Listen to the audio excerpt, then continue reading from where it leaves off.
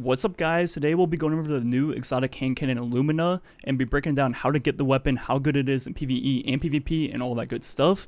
So let's go ahead and begin. So first you have to go to where you got the Thorn quest in Trostland, that's where you want to go, then follow this pathing.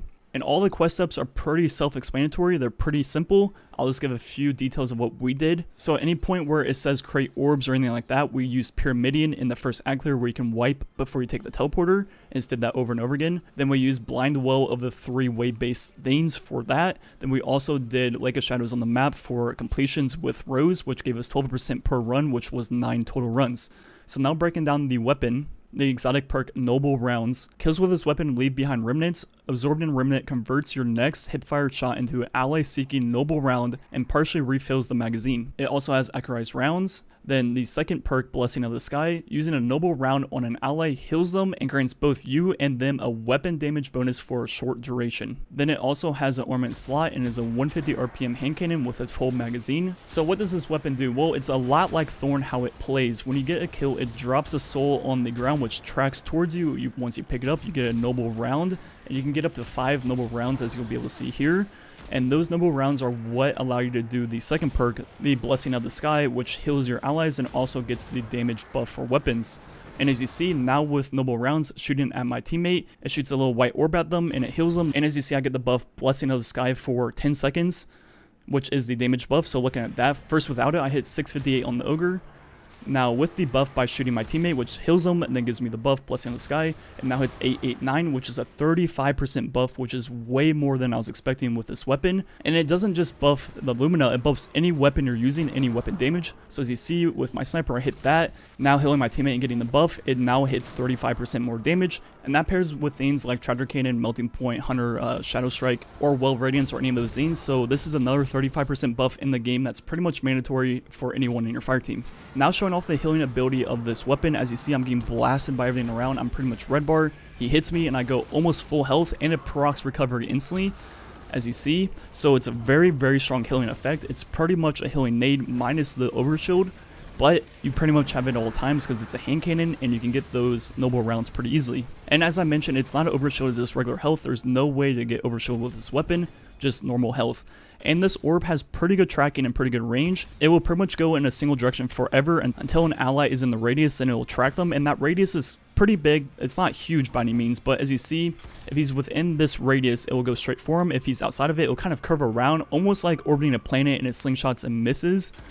But if the allies within that radius, it will track them, no doubt. And as you see, if I shoot it at them, then they move. It will not track if they're not in that radius. But if they start moving once it's in the radius, it will still track. So pretty much what that boils down to is don't miss. And I had to try to see if this little orb thing does damage. And it's very hard to aim. It doesn't have any aim assist or tracking. And it does do damage, as you saw right there. It's not a lot of damage, 414. And you can actually headshot with this thing, as you see right here. I hit 827, which is double damage. So you can actually do damage with them, even though it's less than the actual hand cannon itself. Another thing about this weapon is, just like Thorn, when you pick up one of these souls, it also reloads your weapon 4 bullets at a time, which is very good, so you don't have to reload that often during ad clear.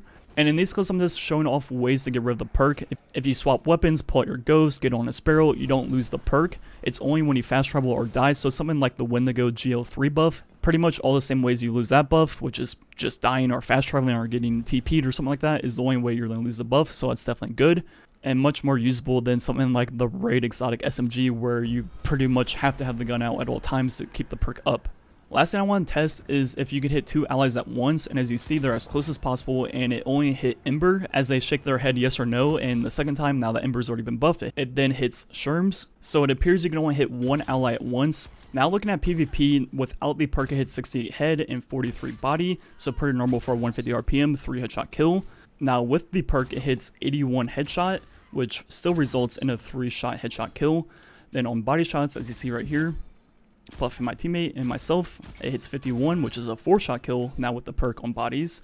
So the only real interesting thing you can do with the perk in PvP is 2 headshot 1 body kill, which is unique for 150 RPM hand cannon outside of Thorn and things like that. Now looking at the healing aspect in PvP, as you see, I'm pretty much red bar. He heals me and I almost get like 150 HP instantly. Then it also kickstarts your recovery instantly, so not only gives you a huge chunk of health, it also gives you recovery instantly, so you're going to be full health in no time if you're not full health already.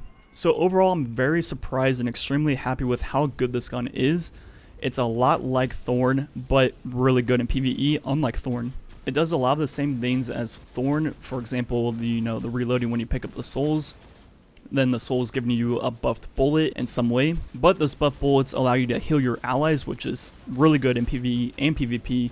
Also buffs them and you at the same time, which is extremely good in PvE, especially 35%. I definitely didn't think it was going to be 35%. I was thinking like 15, maybe 20%. So I was definitely surprised there. So overall, it's an extremely strong exotic hand cannon in PvE. One of the first exotic hand cannons for PvE that I could actually say is worth the slot. You're pretty much going to have at least one on your team. If you're doing a 6-player activity, maybe even 2 or 3 Luminas on your team, a 35% buff for 10 seconds whenever you want is massive. There's no other way around it. It's just, that's actually insane. I'm actually like lost for words to explain how good this hand cannon is in PvE. Like, it's actually really fun to use and super unique, something different, something we haven't done in the 4 or 5 years of Destiny. Like, you're actually a true support player with this hand cannon on, and it feels really good. When you're doing ad clear, not having to reload because you reload those 4 bullets every time you pick up a soul, that's huge.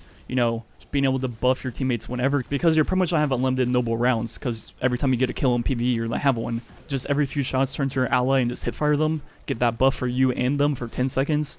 Maybe heal them when they're in trouble. Like, all these things are so good for PvE and also PvP. Like, they did an extremely good job with this hand cannon.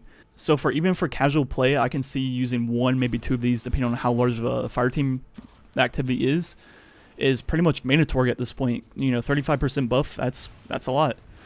And for someone like World's First of a new raid, or like Heroic Menagerie, something that's more difficult, I see no reason not using this hand cannon. Like, I don't see any reasons that this is not the best option. Like, this loaded question in like Swarm of the Raven or Wendigo, like, how is that not the best build for all these hard activities in the game now? This hand cannon alone just like flipped the entire game on its head. I'm just completely surprised by how good it is. I didn't think it was going to be even half this. So anyways, the rest of the video will be just a Last Strike gameplay. Let me know if you guys have any questions on how to get the Lumina. I didn't really break it down too much because every step is pretty easy to understand as you're doing it. I just gave a few tips. If you guys have any other questions, I'll be more than happy to answer as many as I can. And yeah, definitely go get this gun. It's definitely worth the grind. One of the most unique weapons they've ever made. Extremely strong in PvE and PvP. And I can't wait to use this thing in the future. Anyways, thanks for watching. Catch you guys next time. You are both depressing and unhealthy.